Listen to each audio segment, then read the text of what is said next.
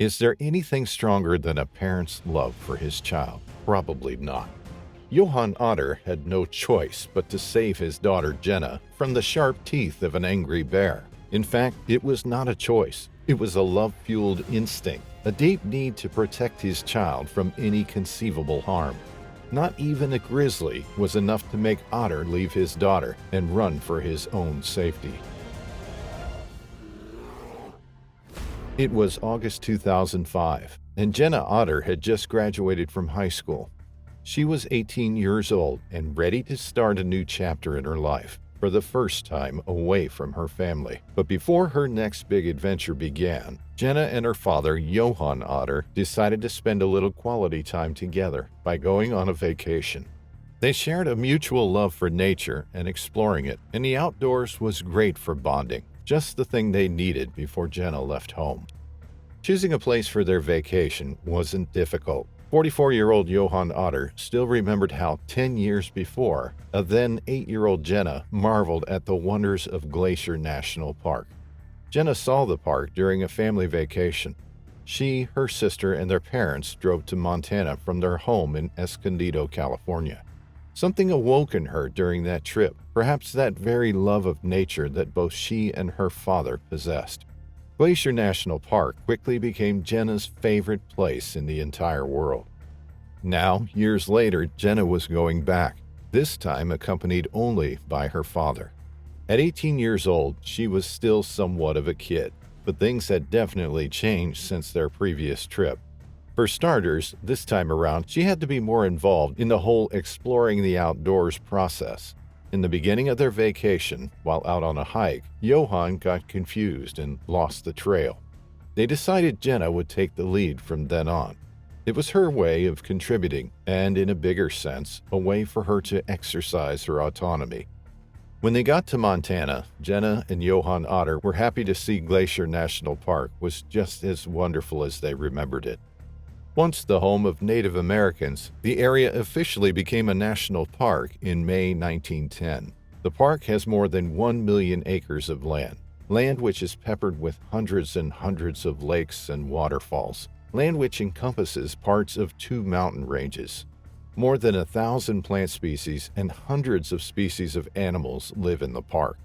In fact, the park still shelters almost the exact same flora and fauna species which existed at the time the first European explorers entered the region.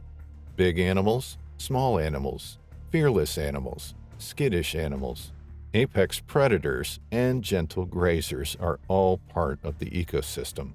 And of course, there's glaciers. Many of them have retreated or disappeared altogether, mainly because of climate change and the harrowing fact that our planet is becoming increasingly warmer. Some estimates claim that all the glaciers in the park may be gone by 2030. Even Grizzly Glacier, which is found right in the heart of Montana's Glacier National Park, has retreated over the years. But on that August back in 2005, Johan and Jenna Otter were intent on seeing it, the way they'd done 10 years before, when Jenna was a little girl of 8. Jenna and Johan woke up early on the morning of August 25, 2005, a Thursday. They packed for the hike and headed out toward Grizzly Glacier at about 7 a.m. They hoped it was going to be a beautiful, rewarding trip and an uneventful one, but they also had bear spray, just in case. About an hour into their hike, Jenna and Johan Otter passed Thunderbird Falls, in the northern region of Glacier National Park. The trail was along a cliff and rose between 2 rocky outcroppings before leveling out and turning to the right.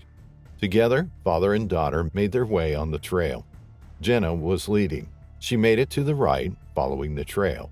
It was impossible to see what lay ahead, but then as she stopped around the corner, 18-year-old Jenna Otter stopped in her tracks, terrified to move, to breathe, to do anything that might have angered the huge grizzly bear that was walking down the trail toward her and Johan. There was nothing she could do to escape the animal. No, she realized, the animals. 2 cubs trailed along behind what Jenna now knew was a mother bear. The grizzly was as startled as she was. In a flash, its eyes opened wide, and then Jenna and Johan's future was sealed. The mother bear started running toward Jenna, probably equally angry and scared, most definitely trying to protect its cubs from the perceived danger. Jenna spun around and tried to run away, but who can outrun a grizzly? She tripped onto the hillside, half expecting the bear to follow her, but that didn't happen.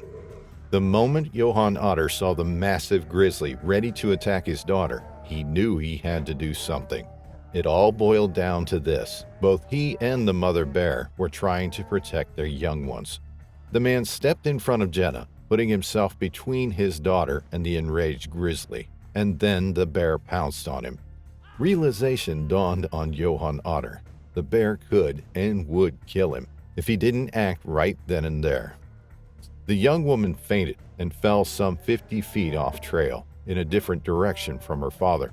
As she fell, she hit her head on the rocks, which woke her up. Johan Otter yelled out to Jenna, trying to get her to come where he was. He thought his location was safe, but it wasn't Jenna who answered his call. Instead, the mother bear shifted its attention back to him. It began running and reached the man crazy fast. Johan went into a fetal position, and the bear latched onto his backpack, once again thrashing him around.